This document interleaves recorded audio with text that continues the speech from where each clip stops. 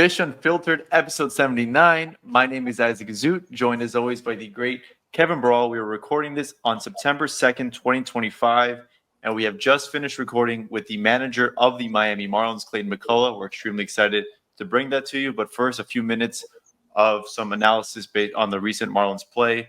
Kevin, Marlins are coming off a frustrating loss in Washington. They lost 2-0, but that was not the highlight of the ball game. We saw our guest for today's podcast, Clayton McCullough, as animated as we have ever seen him. What were you thinking when you saw the Marlins manager really show out and really yell at the home plate umpire for ejecting his second baseman so early in the ball game? I'm surprised he didn't get ejected, to be honest with you. I mean, the way that he was going at it and the hot mics got him too, I thought he was getting ejected, and I thought he did. I think everyone did too. The research tool, which is what we use to kind of follow the game a little bit too, it showed Clayton McCullough's been ejected from the game. No one thought he was X. So once obviously our gracious boss Eli Sussman put out the hot mic, we ended up finding out it was Xavier Edwards, and he gave us 30 awesome minutes. A lot of stuff we dove into, especially some of the moves he's made recently. So for those who want to hear his thoughts on it a little bit more in depth, rather than just a quick post-game scrum, I mean, now's your time to listen to it. But yeah, good stuff, and it was a rough day overall too. I mean, Cabrera goes on the IL. We'll see what happens with him. But then obviously the good news with Thomas going to AAA, a couple guys rehabbing that should be coming back as soon as next week. So you're going to have a pretty full strength rotation for the most part going into the end of 2025, hopefully going into 2026. Yeah, and one of my favorite parts of that interview with Clayton was his thoughts on that. Really, like I said, as animated as we've ever seen him. The hot mic caught some swear words. So he's got to do some explaining to the family and to the kids, and I thought that was really cool. He had the hot mic until we told him. So yeah, he was honest, and throughout like you said, Kevin, everything we asked him about, some potential moves. Why did he do those? Why didn't he make those? Who's involved in the pregame meetings? He was really honest about pretty much everything. So really excited for you guys to get to that. But first, let's talk about Edward Cabrera. Lands on the IL with a right elbow sprain. It doesn't sound promising for Miami's biggest breakout star, unfortunately. It does not look like he'll be returning this year or anytime soon. What does this do for not only this season and maybe potentially next season? What does this do for just the asset that was Edward Cabrera?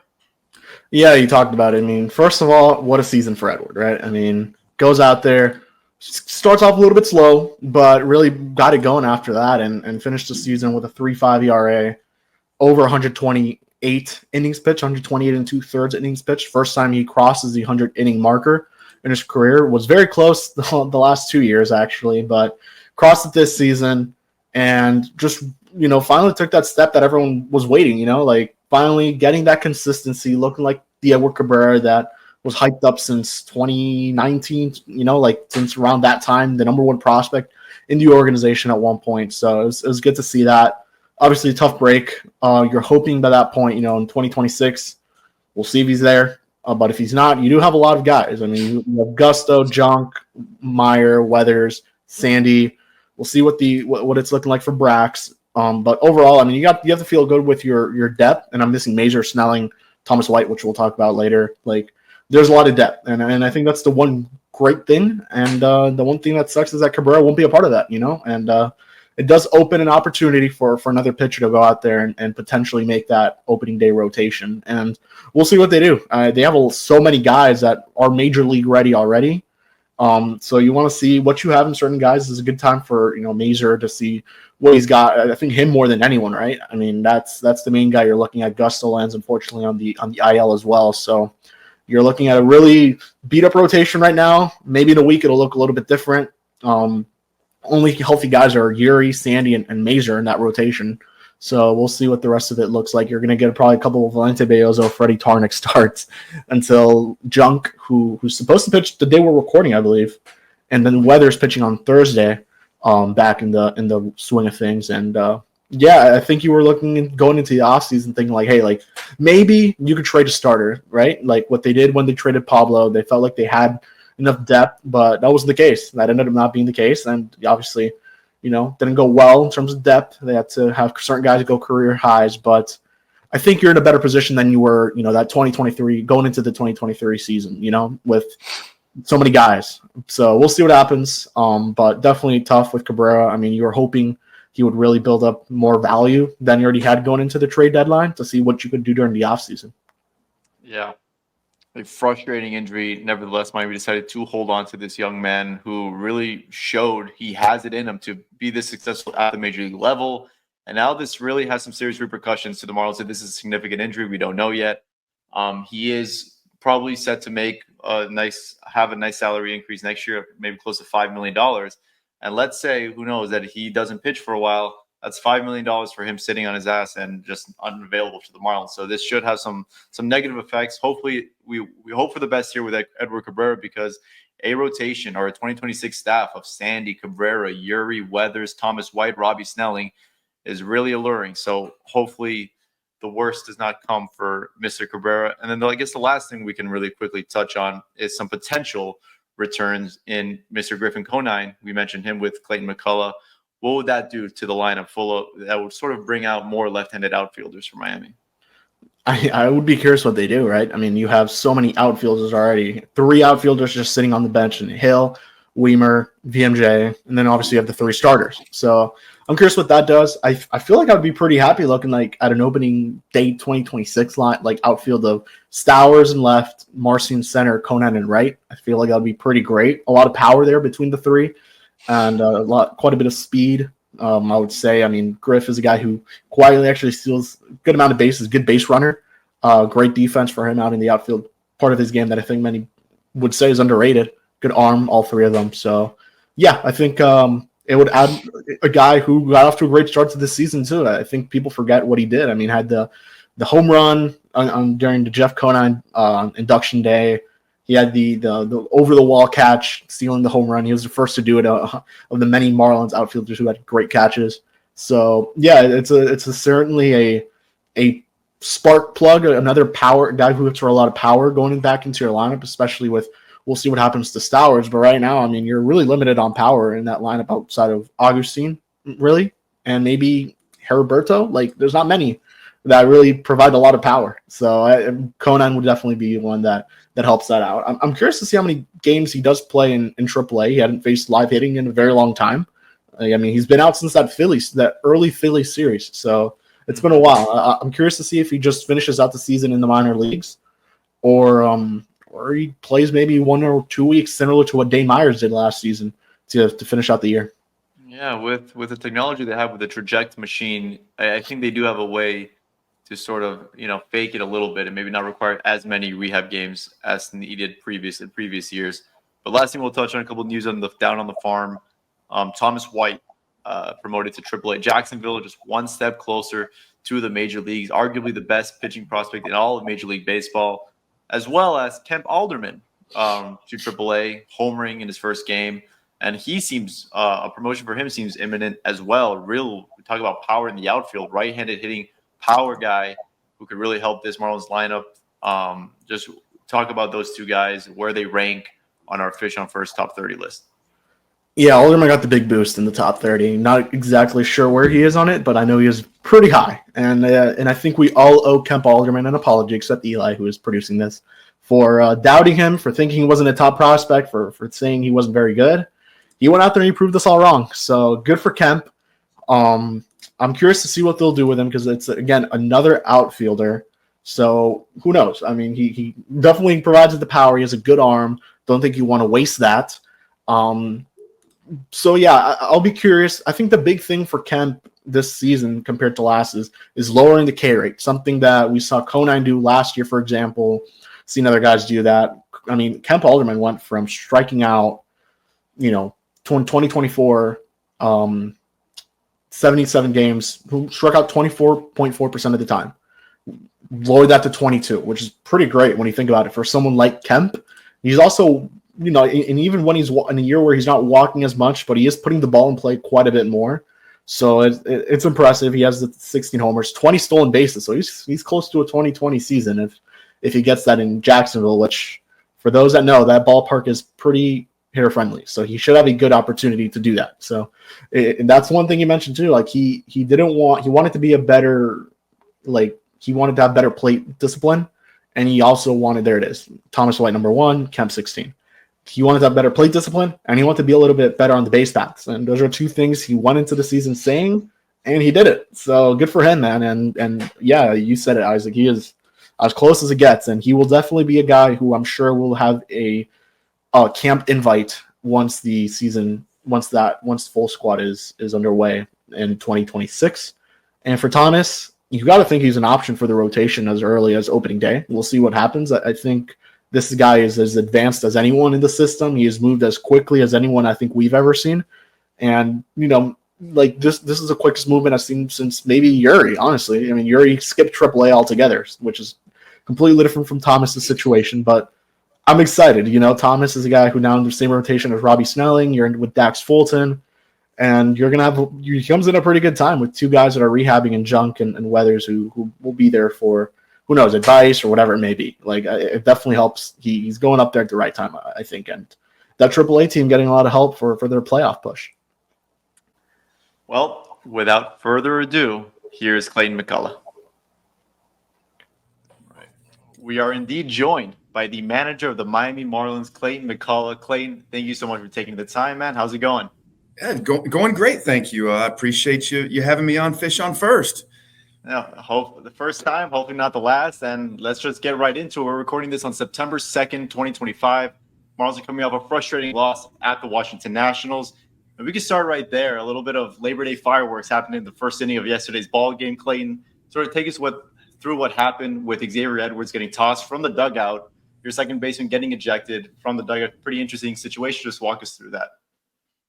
I think X was upset with the second strike call of the game. He thought it was above the zone, curveball that clipped. And I think after he grounded out, he's running back in, had something to say to the home plate umpire. And, I think Brennan gave him his piece, let him say something there. And then it continued on in the dugout. So X was unfortunately ejected. You hate to lose one of your better players and someone who's going to help contribute to win that early in the game. So that part was frustrating for all of us, and ended up the entire day kind of became one of a frustrating one, especially how the weekend had finished up in New York. I have to follow up really quickly. That is as animated as we have seen you in a Marlins uniform. In the world of 2025, technology is so great. The hot mics caught almost every word of that exchange between you and home plate umpire. I was curious, is there any explanation you have to do with the family or the kids afterwards that are watching maybe and maybe not use those words? Because it was a really great exchange. It was cool to see the manager really stick up for his second baseman. Yeah, Isaac, Mom, not great for my kids, So they're kind of more like, Dad, why are you so angry? Why are you running out on the field like that? And so, the unfortunate part is that will last forever, and at some point they're gonna watch it and hear those words. So, yeah, Dad, I'll just tell him, Dad got frustrated. I had too much coffee there with the quick turnaround from the road trip to the day game. Well, I'll talk about that series in New York, Clayton. I mean, your team looked great, taking 3 out of 4 against the Mets for the first time in Citi Field since 2020. Sandy had an awesome start. Just what went right for you guys in that series?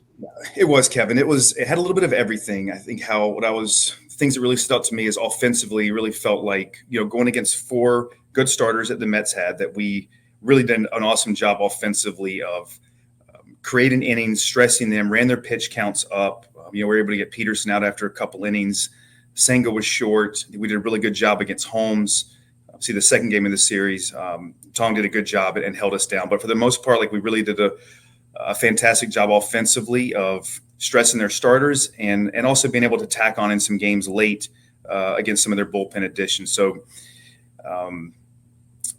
that part was great. We made some really good plays defensively on the bases. I thought was a big part of it as well. I think when the times that we put the ball in play and put some pressure on New York, our ability to be aggressive, whether that was going first to third, a couple contact plays, was great to see.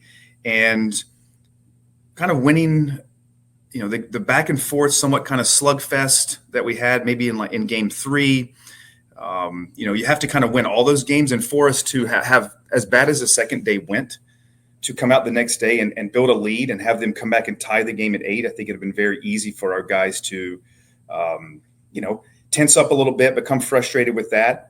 But you know what? We hung in there and found a way to, push some runs across late. And Calvin Fauché was amazing in that game. And then the last day, as you mentioned, Sandy was what we needed that day after kind of a crazy 3 games to have, have your ace go out there and pitch like that, and really hold them down for 7 innings with what we had used in the bullpen those previous 3 games, just to get to that point where he could shorten the game and we could hand it over, was a big deal, and also set us up well yesterday to have a lot of options going into the game here. So like our offensive approach was great. We made some nice plays defensively and ran the base as well. Almost a year into this job, Clayton, just what's it been like for you? Obviously going from a first base coach to being the manager of a Major League Baseball team, obviously a big jump to make. Just what's it been like? A lot more responsibility, I'm sure, and you have the mantle of this team.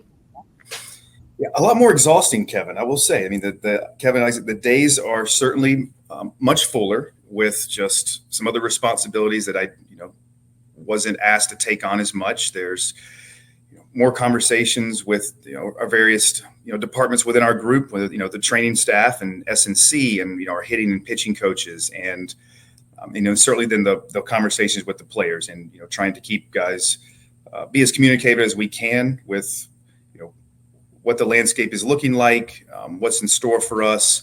Carson Vitale does a great job with that, helping me out with that. I mean, he's really takes a lot of things and ensures that the players are very well informed about what we're thinking about that night in the game and how things might go.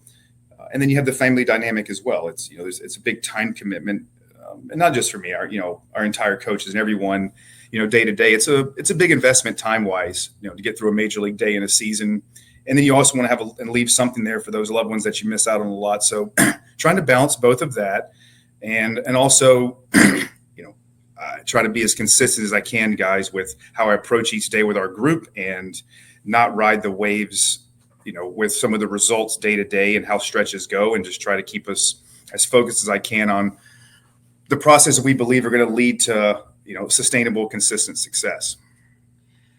Yeah, you mentioned the consistency, Clay. And after a really great stretch leading up into August, you guys sweep the Yankees. A few series losses, consecutive back-to-back, really hindered Miami's playoff chances. And I would say after maybe that really disastrous 5-game series in Atlanta, maybe that loss in Cleveland, bullpen usage seemed to have changed a bit, pretty dramatically, almost overnight. Is that fair to say? I don't think it's really fair to say. I think if you look back and you look at, we're not identifying a closer. I think we've tried to use guys when we feel like at times the highest leverage moment of a game, and being mindful with guys, their overall workload, how much we're going to look to get out of individuals, and also needing to find out about a number of players on our roster. And the only way to find out about people that you believe in the talent is they need to get opportunity to go out there and be able to do that. And the reliever world is such a tough one. I mean, they go out there and they get everybody out, and it's great. Like, that's what you're supposed to do. You should never give up a hit, never give up a run. And you go out there one night and you walk a guy, give up a homer, or you come in with people on and give up a homer. And what's wrong with so-and-so? So they live a tough existence. I think the overall outlook and how I view the pen is one, every day you're checking the availability of what you have down there, as well as where's maybe the best spot in a particular lineup to try to go get 3 outs from someone. And then also, during a game, who do you like to come in if things get hot during an inning, and try to extinguish that and collect high quality outs at high leverage moments. Right. So I guess a quick follow-up would be, how do you balance sort of, wanting to give guys opportunities in those high leverage spots, when also, trying your hardest and putting the best guys out there to win the Major League Baseball game right in front of you?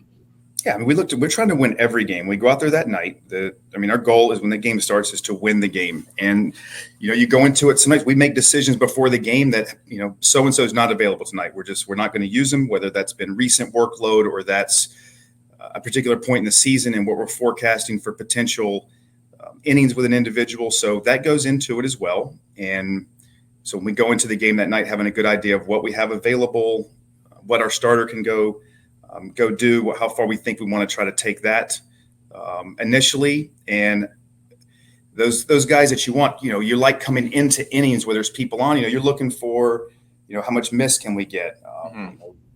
Try to limit slugs. So I think I see a picture of Ronnie Enriquez right here. And I think when we started the season, Ronnie was, someone we loved the stuff. And we believe there was a lot of ability there. And Ronnie pitched himself, and he has deservedly so, into different moments as the season has gone along and really been, probably one of, if not the most, impactful reliever that we've had. Yeah, I guess going into Ronnie, you'd mentioned it. Just what did you guys see from him during spring training that you thought, man, like this guy could really be here, long-term piece? He's been used quite a bit this year too, 62 innings I want to say currently, which is second most amongst your relievers. Just that, and is there some certain innings limit on Ronnie? It definitely felt like during the road trip he wasn't used quite as bit, a lot. I think it was only like 2 outings, 7 innings pitched, something like that between that Atlanta, Boston road trip. Yeah, we love the arm talent. I think you've seen with he's got a big fastball with good characteristics, so he can. We felt like we could help him with some of his breaking stuff, and I think he has. He's got the sweeper he can throw for a strike. He's got the harder, more gyro type breaking ball, and also Ronnie had a good changeup. I mean, Ronnie had a really full mix, and we felt like it's high quality stuff, and the ability to get out right and left with how his mix profiled. And so somewhat like we got to get Ronnie to throw more strikes and get Ronnie to utilize his secondary pitches in a more appropriate way, and felt that we could help enhance and deepen his arsenal. And our pitching crew did a great job. And Ronnie too. Ronnie, to credit to him, was very open-minded. Not easy. Sometimes you come in to a new organization and you just want to go out there and get outs and make the team and stay on the team. But Ronnie was incredibly open-minded to improving, and felt like and believed that what we were talking about was going to help. And as the season went along, Ronnie just continued to go get outs. The stuff was premium. He started throwing more strikes, and so we've seen Ronnie develop into a really important high leverage piece for us. And as far as the usage goes, I mean, certainly I think we look at all of our guys, and that's the starting pitchers, the relief pitchers, and not to say we went into the season with cap of a certain number of appearances or innings, but as the season went along early in the year, we were using Ronnie in 2 and 3 inning stints, and it was just a little different. And then things got shortened, and we got on a good run. Ronnie was pitching in a lot of games, and so we did want to at least be mindful of, while Ronnie has felt great the entire time, having some perspective on the amount of workload this year in comparison to years past, as well as, also looking into 26 and, expecting Ronnie to be an important piece for us. Another guy I wanted to ask you about, because he's been coming up pretty recently in the news, is Tyler Phillips. Not just because he slaps his face every time he goes on the mound, but just he's been really good for you guys. He got off to a little bit of a slow start, and then now being used in a lot more high leverage situations. Was literally traded for the day before opening day. Got here, really didn't have a spring training with you guys at all. But just talk about his development, going from starter to reliever as well, but still, with the option to go multiple innings, and he already has 3 saves under his belt and everything. Yeah, Tyler's been great, as you mentioned. I think that's an important part. You mentioned the multiple innings that we viewed, hoping to have a number of pitchers in our pen that can do that, and the importance of being able to go multiple innings, either come in and clean up, go back out, or start an inning, go into another inning. So getting multiple ups is important. Tyler, with a starting background, had that. And one thing he's done all year long is he throws a ton of strikes. He has efficient outings, the sinker, curveball, his breaking stuff has improved. And there was a time during this year where we were, talking some about stretching Tyler back out. Had some outings there leading up to the deadline where we were, trying to push him more into the 3 inning mark, believing that he had the pitches and weapons to start again. And, as things turned out, we believe he can do that. And also he's, done nothing but fill up the zone and collect outs. And so it's nice to be able to, Tyler gives me a lot of flexibility to use him in various spots in the game, and whether that's for 1 inning burst or for multiple innings. So I think, Clayton, a lot of fans would like to know sort of the dynamic between the front office and the coaching staff. You guys have pregame meetings every single day before every single game. I'm curious just sort of what the dynamic is, how many front office members are in those meetings, and sort of what do they add, when you guys are discussing the upcoming opponent? Yeah, Isaac, that's a good question. I think that's Peter has been incredibly supportive, from day one. And that's not only the onboarding coming into this position, that's been, throughout the season with, us as a group, coaching staff, front office, wanting to build a relationship that we are, we're working in unison. It's Peter's putting together the roster. Peter's going out and, along with his group, and what players are we going to acquire. And our job is to try to get those players better and try to, get the most out of what our group has seen in them and try to put them in places we believe that they can go succeed. And we do. We discuss pitching that day as a group before the game, trying to, you can't map out every single scenario, but you do go into the game with just an idea of, again, who's available and how we potentially would like to utilize people. What's their recent usage been? What do we think from a pinch hit standpoint, potentially some things that might come up and how we might be viewing those. And then after the game, we get back and we discuss a lot of things that happen in the game. It's never, I can't believe you guys did this, Peter. It's always, all right, let's talk about it. Like, hey, what were you thinking there with the infield in, or what were we thinking about with that pinch hitter or not doing it this time, or, going to this particular pitcher at this time. And so, look, we're just trying to, as this year's gone on, continue to build a really strong process at which how we view getting through game series and the entire season.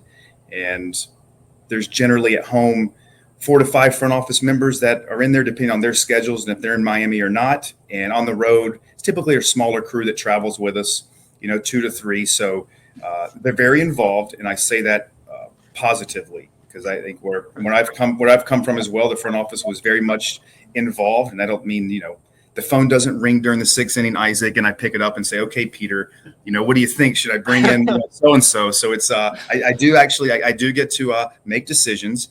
And so the ones that do happen in the game, those are mine. And to think that modern front offices, coaching staffs aren't working together, I think is, look, you can agree or how much you think it is, but I welcome it because they're looking at it sometimes from a different lens, and we're caught up. When you're in there in the game, and it feels a little different in the dugout, but also it's nice afterwards to get some perspective on more of the rationale and the thought process behind what went down, so that the hope is that next time those same decisions continue to come, and that we're making as process-driven decisions in a moment that's best for our team as I can. A lot of moments this season, a lot of highs, a lot of lows, Clayton. But when you look back, are there any moments that you wish you could have back? Maybe a decision you made or a moment in a game. Obviously, a lot of big wins, but also a lot of big moments that may have resulted in a loss or whatever it may have been. Yeah, Kevin, that's a good question. I wouldn't even know where to start. There is a lot now, and which ones, sting the most. It's easy when things don't work out. Oh man, should I have done that? Would I have? Yeah, I think about those a lot, and then sometimes it's the decisions you don't make that end up being really good ones as well. Right. So I know with this, Isaac and Kevin and all those watching Fish on First, that I have a lot of improving to do.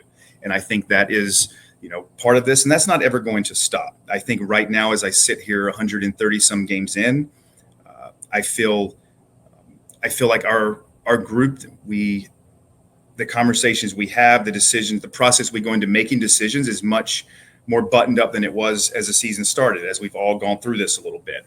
And that doesn't mean that the decision I make is certainly ever going to be very popular, especially if it doesn't work out. Those are never right decisions. I know that. It's got to always work out. But if something doesn't, we bring the infield in. I bring in this particular pitcher. I pull this starter at a certain point, and then the guy who comes in gives up a ground ball hit, and the internet goes on fire. That is also, part of what I signed up for. And, we'll just go back and think, when I made that decision, what was driving the decision to be made, knowing that the outcome is going to be what it is. So not to harp on it, but is there one move that you can pinpoint that you'd be like, shit, that one really got away from me? How about this? Obviously you guys have something on the front of your mind. Isaac and Kevin, you both have at least one. Why don't you bring that up and we can talk through it?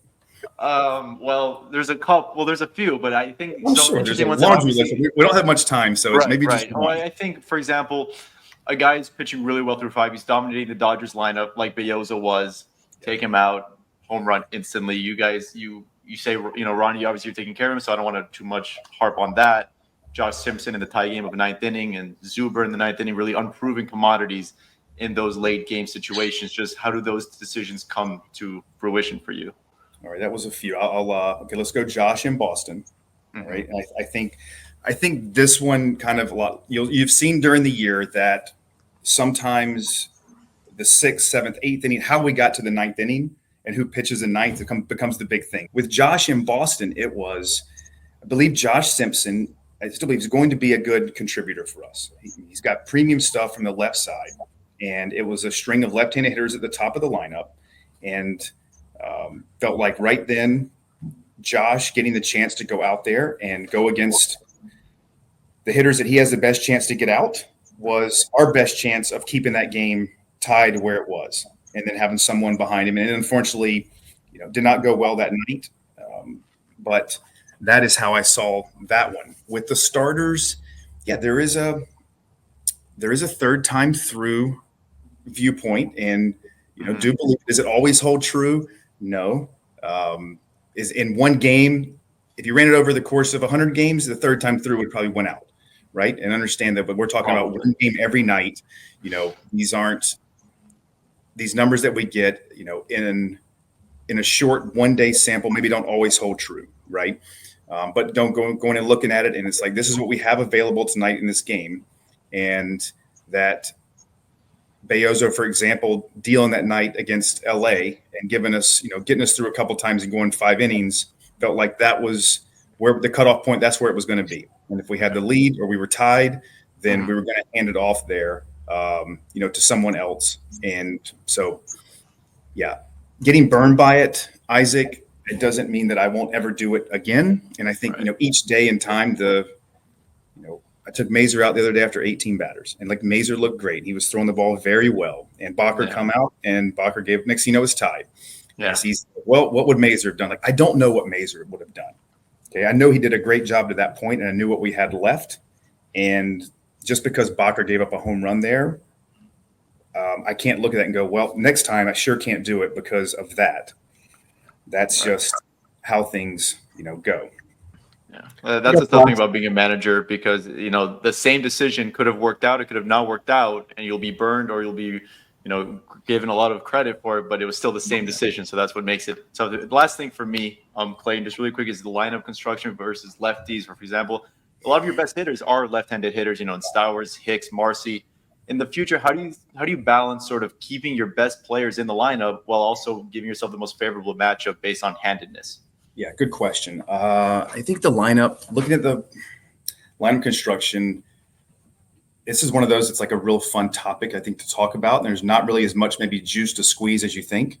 Right. That honestly, it comes down to wanting probably what you think on that particular day are your 5 best hitters hitting the top 5 spots.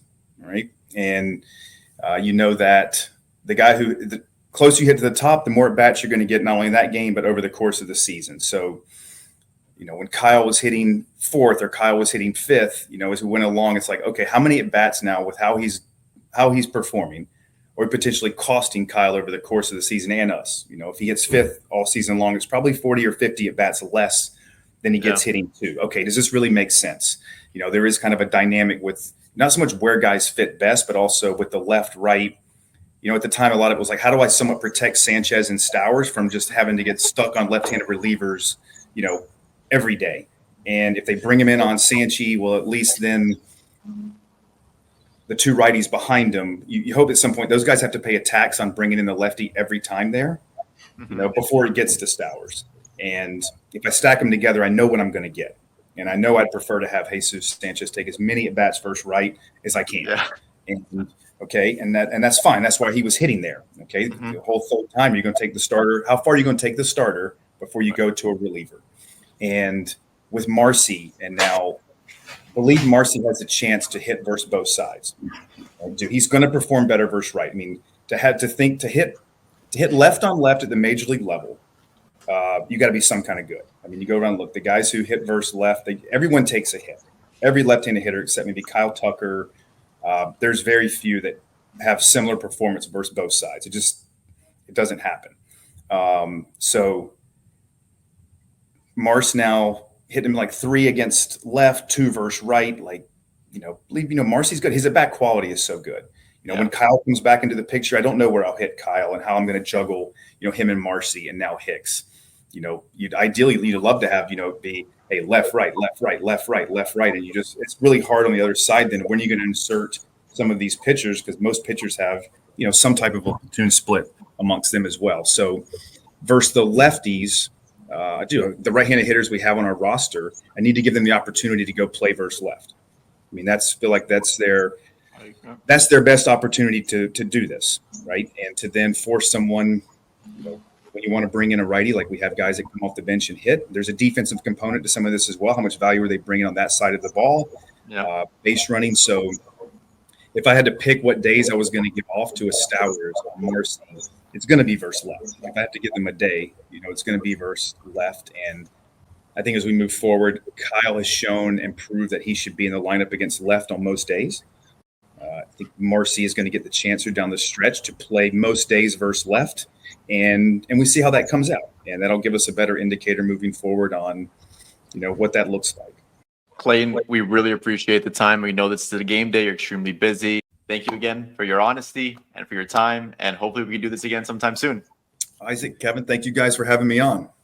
For Clayton, for Kevin, for myself, thank you for listening. And as always, go fish.